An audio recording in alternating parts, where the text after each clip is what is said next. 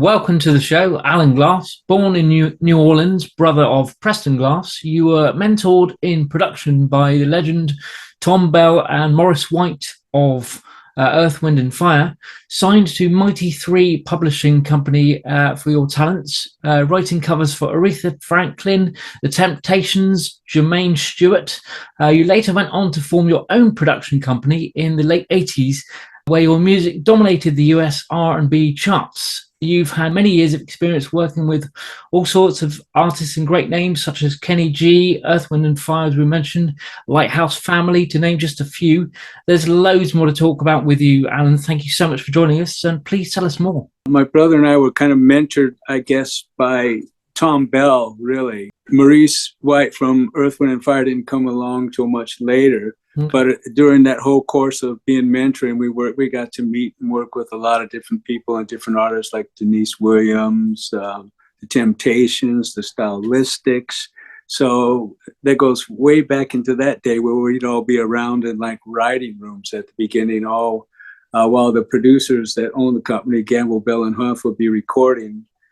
We would all be writing songs to pitch for the artists they were recording downstairs, and the best songs won. You know, whenever you got really busy, that's the way it was, like a factory turntable, so to speak. So that was quite cool. As time went by, I decided all along the way I was a guitar player, and one of my love was always playing guitar. So I always wanted to work with a lot of the great musicians like George Benson, who I got to work with and write for as well. So that was quite nice. Yeah, fantastic. So. Hey, Alan, you said you were mentored by Tom Bell. How did that mentorship even come about? Like, how did you get your break with him? Well, my brother and I, when we were growing up, my mom played classical piano, and my dad played kind of down-home blues guitar. Okay. So whenever we got together for Christmases, we had a little bit of this and a little bit of that. And my brother and I always kind of just messed around on my dad's guitar or the piano in the background.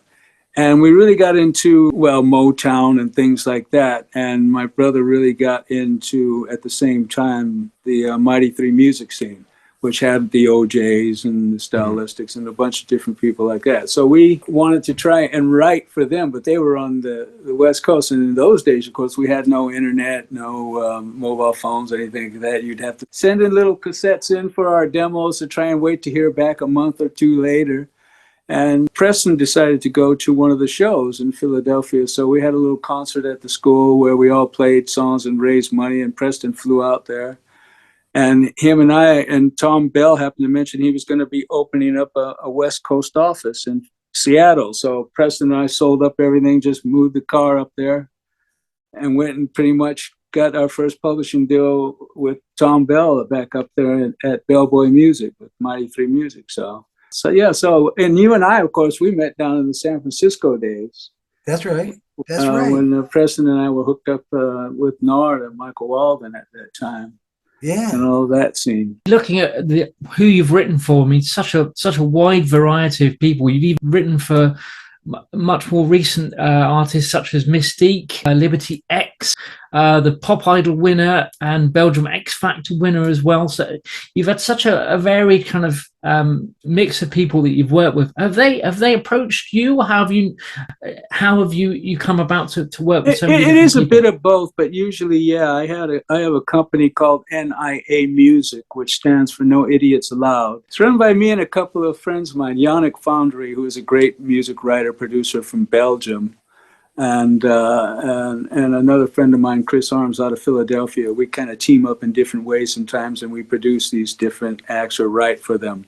Because one hat of me always wants to be involved in the music side and the production, but the other hat just really wants to be a writer as well. So there you go. Yeah. And I feel like a writer should just write, and it shouldn't matter about the genre, it shouldn't matter about the time. Right. You just write the song. As a producer, I can treat it any way I want to, when any genre, whether it's modern or R&B or pop or country even.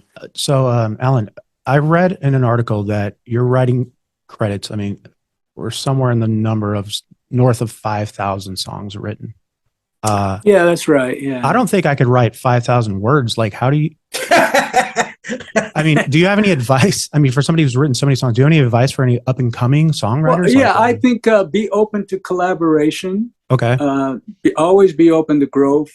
and always be open to listening to other things, and especially genres of music that concentrate on the song and the story.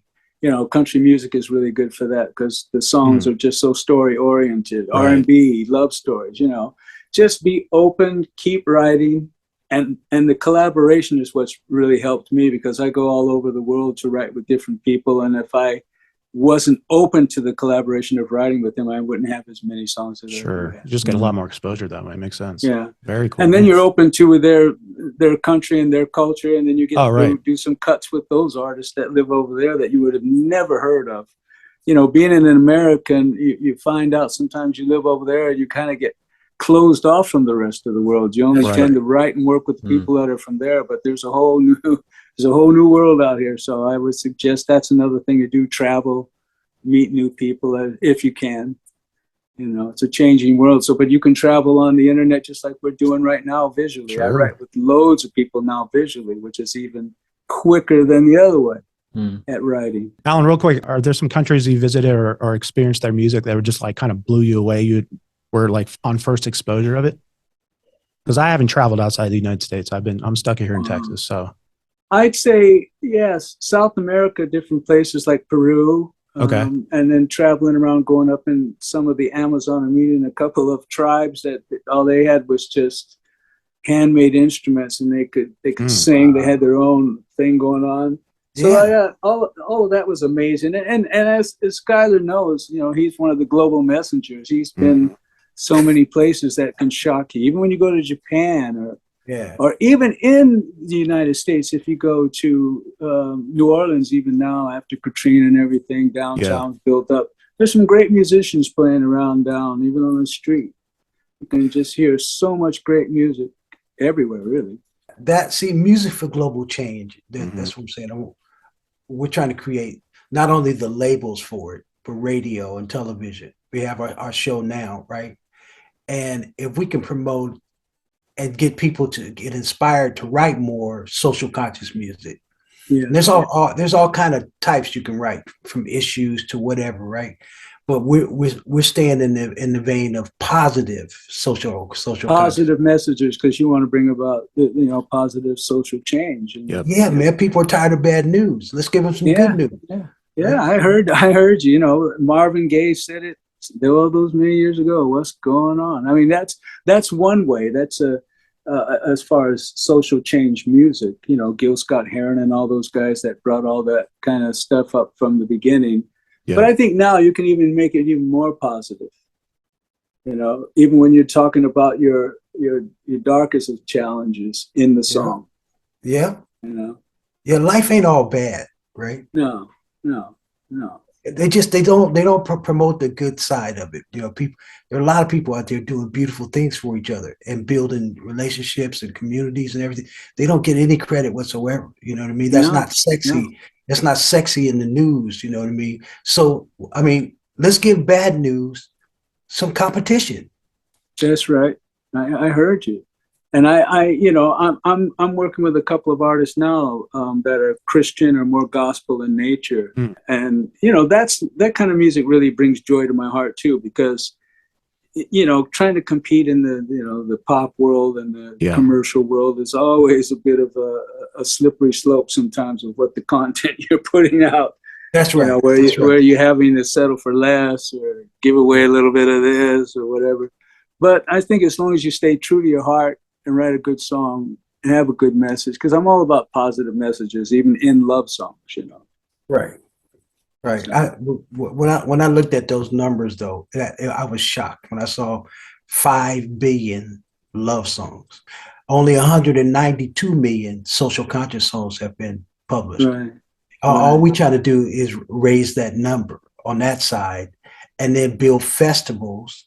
Well, I think now that you have an output, people can have an output of their own. Remember, we were always governed by record companies back in the early days. That's right. Of music being released, so we could only release what they let us release. That's cold. Whether you were black, white, rock, R&B, whatever, the record company still had control. Yeah. But now that you can kind of control your own content and stuff, you can make more of a difference than a noise. Well, you can attract people right to your network and your source. Exactly. You know, we didn't have that before. So 8 billion on the planet, right? All you got to do is find your own audience and your fans, Right. and you're safe right there. You know what I mean? Because it's wide open. You know, I look at Spotify and all these other ones. Like these people never wrote a song in their life, and they making more money than the people that's creating the music. Exactly. That's wrong to me. It is wronger than wrong. But that's a whole nother story for a whole nother day. Yeah. Well, check it out. Hold on. What's up for you next? Well, I'm just now, you know, since I went through my little health issues, you know, I had a shoulder and arm surgery. Now that I can start playing again, I'm just back at it. I'm working with 3 different acts at the moment. And, you know, I'm getting calls. I want to try and start doing some of the people I used to love that are coming back and doing albums again. Yeah. I won't mention any names in case I'm not supposed to, but I'm sure you'll be hearing from them. Yeah. No, I don't. Please. We go, man. You working with new acts? Yeah, working with some new stuff. Yeah. Yeah. One girl I was working with, she said it's gone to Juilliard now over in Oh wow. in New York. I'm sorry to hear that. Yeah. Fantastic. Yeah. I'm really happy for her. I'm sure she's going to bust out good, you know. Yeah. What? Hey, Tom, you got a question? Yeah, I'm just going back to sort of the different types of people that you've written for. When you get in touch with somebody, or someone gets in touch with you and says they want some songs, tell me a little bit about the process that you go in when you want to write. Do you have to you tailor the music based on the artist? Yeah, I just got a call from an artist that wants me to do a certain kind of genre underneath one of their songs. So I'm just kind of researching the genre and come up with a few ideas, and I'll kind of give her 3 or 4 different ideas that she can choose from, and then go with every one she chooses. So it's a bit about that, experimental, but some genres I can just delve right into. But then once you do, you want to kind of listen to what else is out there, so you're not getting too close to anything else. That's right. That's right. You know, and that Keep it kind fresh. of thing. You kind of want to make it as unique and original as you can, because that's what the game's always supposed to be about. Yeah, and then put your signature on top of it. Yeah, exactly. So that's what I'm doing now, a few of those kind of things. But there's a few really good things coming, and that's what I like, is new music is always going to be coming. Yes, it is. Ryan, you got a question? Yeah. So you just touched on the aspect of like originality and, you know, and trying not to sound like the next act that came around with the rise of social media and, you know, TikTok and Instagram, YouTube, things like that.